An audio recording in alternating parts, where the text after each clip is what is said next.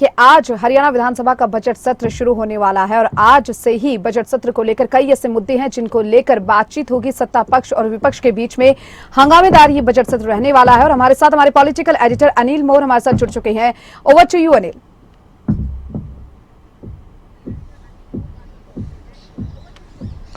बिल्कुल, देखिए बजट सत्र की आज से शुरुआत हो रही है। हंगामेदार बजट सत्र रहेगा। विपक्ष का कहना है कि उनके पास मुद्दों की कमी नहीं है। पूरा बजट किस तरीके से रहेगा, किस तरीके से जो विधायी कार्य होंगे, क्या शेड्यूल पूरा का पूरा रहेगा, बात करने के लिए इस वक्त हमारे साथ संसदीय कार्य मंत्री कंवरपाल गुर्जर साहब मौजूद है। सर, जो 20 तारीख से 28 तारीख तक जो बजट सत्र रहने वाला है, किस तरीके का जो पूरा का पूरा शेड्यूल रहने वाला है? काफी हंगामेदार सत्र रहेगा सर ये।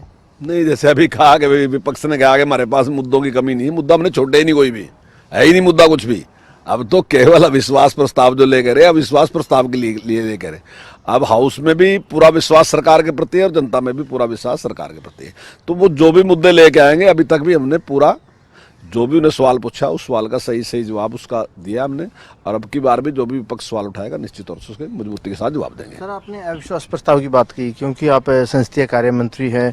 विधानसभा में किस तरीके से जो पूरी प्रक्रिया रहेगी, विश्वास प्रस्ताव 22 तारीख को पेश किया जाएगा, किस तरीके से वो पूरी की पूरी प्रक्रिया रहेगी अविश्वास प्रस्ताव की? नहीं, देखिए, विपक्ष अविश्वास प्रस्ताव लेके आएगा और अपनी बात रखेगा क्यों है उसका विश्वास, तो वो उनके लोग जो लोग हैं बोलेंगे और हमारी तरफ से उसका जवाब दिया जाएगा और बाद में माननीय मुख्यमंत्री उसका जवाब देंगे। अगर सर वोटिंग की नौबत आती है, क्योंकि अगर संख्या बल तो आप लोगों के पास बहुमत से भी ज़्यादा संख्या बल है, विपक्ष के पास संख्या बल भी कम है, तो अगर वोटिंग की आती है तो वो किस तरीके से प्रक्रिया रहेगी सर? नहीं, देखिए, वो तो आवाज़ पे ही होती है। जब साफ ही दिख रहा है वो तो तब होती है। वोटिंग तो उस टाइम कराई जाती है जब बिल्कुल नेक टू नेक कोई मुकाबला होता है। मान लीजिए तब एक ही वोट के ऊपर दारमदार है, 2 ही वोट के ऊपर दारमदार है, तब तो विपक्ष भी कहता है कि भाई नहीं।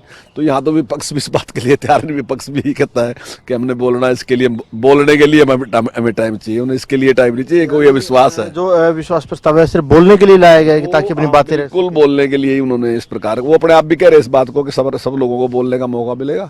और ये आमतौर पर जो निर्णय होते हैं वो आवाज़ के ऊपर ही होते हैं, किसकी आवाज़ ज़्यादा, किसी कम, उस पर ही स्पीकर कहता है कि भाई ज़्यादा इसके पक्ष में, उस पर होता है। वो तो तब होता है, वोटिंग तो तब। उसका ये भी कहना है कि जो विधायक सरकार से ही नाराज है वो विधायक भी उनके पास आएंगे। आपको ऐसी लगता है कि कोई जो सरकार का विधायक है विपक्ष के खेमे में जाएगा?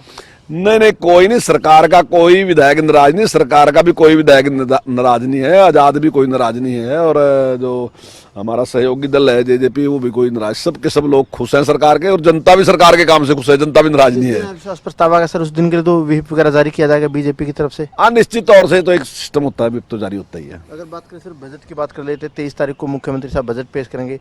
बजट से बतौर विधायक, बतौर शिक्षा मंत्री आपको क्या उम्मीदें हैं सर? देखिए, हमें बहुत अच्छी उम्मीदें हैं, और अभी तक जितने भी बजट प्रस्तुत किए माननीय मुख्यमंत्री जी ने, तो वो सारे के सारी जबरदस्त बजट रहे, और मैं समझता हूँ विपक्ष को भी कोई मौका नहीं मिला उनकी आलोचना करने के लिए।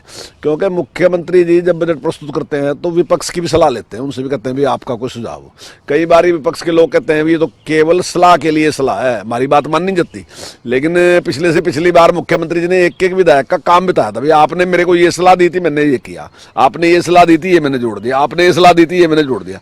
तो हम ये समझते हैं कि हरियाणा का विकास जो करना ना, वो खाली ऐसा नहीं है कि हम ही हैं, और लोगों का भी सहयोग लो। मान लिया आप जनप्रतिनिधि, आपका भी लेंगे, दूसरे फील्ड के जनप्रतिनिधि हैं वो हाउस में नहीं आते, उनसे भी सलाह लेंगे। 2 इंडस्ट्रियलिस्ट है उससे भी सलाह लेंगे, व्यापारी से भी सलाह लेंगे, किसान से भी सलाह लेंगे, गरीब से भी सलाह लेंगे। सबकी सलाह के साथ जो बजट आता है तो लोग। स्कूलों के लिहाज से कैसा देखते हैं? स्कूलों के इंफ्रास्ट्रक्चर पर कितना फोकस किया जाएगा और क्या कुछ एजुकेशन के लिए होगा? देखिए, 2 बजट अगर पिछला भी लें तो दोनों बजटों में काफ़ी अच्छा राशि जो है आवंटित की गई शिक्षा विभाग को, और बड़े परिवर्तन इस टाइम में शिक्षा विभाग हुआ है। चाहे स्मार्ट क्लासरूम की है, स्मार्ट बोर्ड की बात है, चाहे टैब देने की बात है, चाहे बिल्डिंग बनाने की बात है, तो वो काफ़ी पैसा उसमें मिला, और मुझे पूरी उम्मीद है कि इस बार भी अच्छी राशि शिक्षा विभाग को मिलेगी। किसान आंदोलन का मुद्दा भी सदन में उठाया जाएगा। किसानों के मांगों पर, किसानों के मुद्दे पर विपक्ष आप लोगों को घेरेगा? देखिए, घेरने ने कुछ है नहीं। जो एमएसपी की बात कर रहे हैं, पंजाब के लोग एमएसपी की बात कर रहे हैं, और जब चुनाव लड़ रही थी आम आदमी पार्टी, तब उन्होंने कहा था कि आम आदमी पार्टी की सरकार बनाओ, एमएसपी पे खरीदेंगे। लेकिन वो 2 फसलें जो केंद्र सरकार खरीदती है वही खरीदते हैं, बाकी उन्होंने कोई व्यवस्था नहीं की। लेकिन हरियाणा सरकार 14 फसलें ऐसी है जिसको एमएसपी भी खरीदती है। हम अपनी तरफ से व्यवस्था करते हैं, हम सरसों अपने आप खरीदते हैं, हम बाजरा वे भावांतर भरपाई देते हैं या स्वयं खरीदते हैं।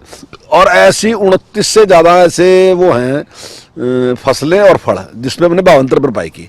अभी आपने देखा होगा 9 साल में आपने कहीं नहीं देखा होगा ऐसा कि टमाटर सड़क पे झाड़ दिए किसी ने, या गोभी सड़क पे झाड़ दी, या आलू सड़क पे झाड़ दिए। पहले आम देखते थे आप, वो क्यों है? क्योंकि हम भावांतर भरपाई दे रहे हैं। हम एक रेट तय कर दिया, अगर उससे कम आपको मिलता है तो बीच की राशि हम देंगे, और वो हम दे भी रहे हैं। तो ये सारे के सारे काम जिस प्रकार से हम किसान के लिए करें, मैं दावे के साथ कह रहा कि अगर पंजाब भी इस प्रकार से करता तो विषय नहीं बनता। सर, आपने पंजाब का जिक्र किया, एक सवाल किसान आंदोलन का कर लेता हूँ। कल किसान संगठनों ने कहा है कि हम दिल्ली कूच करेंगे। जो हरियाणा पंजाब की सीमाएं हैं, जो केंद्र की तरफ से जो ऑफर दिया गया था, वो प्रस्ताव उन्होंने नकार दिया सिरे से। देखिए, हमने कभी नहीं कहा उनसे दिल्ली न जाओ, उनका तरीका गलत है जाने का। वो कहते हैं हम ट्रैक्टर लेके जाएंगे। अब ट्रैक्टर लेके जाना, आप सोचो दिल्ली में अगर आप इतने ट्रैक्टर लेके खड़े कर दोगे तो क्या आप व्यवस्था बना सकते हो? हमने कहा जाओ आप दिल्ली में, क्या बात थी, जाओ कहीं धरना देना, आपने धरना दो, अपनी बात कहनी, अपनी बात को। हमने तो कभी इनकार नहीं किया उनसे। अब वो कहेंगे जी हम तो ट्रैक्टर लेके जाएंगे और ट्रैक्टर सारी सड़क पे लेके जाएंगे, तो आप सारे सिस्टम को खराब करना चाहते हैं क्या? आप बंधक बनाना चाहते हैं क्या? वो तरीका गलत है।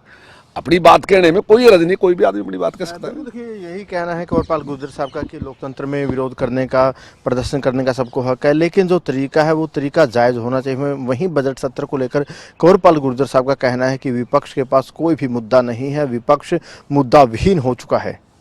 बिल्कुल। चलिए अनिल, बहुत बहुत शुक्रिया आपका, तमाम जानकारी आपने उनसे ली और बातचीत की आपने शिक्षा मंत्री से, एक्सक्लूसिव बातचीत आपने की, क्योंकि देखिए आज हरियाणा विधानसभा का बजट सत्र आज से शुरू हो रहा है। ऐसे भी अगर शिक्षा मंत्री की बात करें तो उन्होंने कहा कि बजट सत्र काफी खास यहाँ पर रहने वाला है।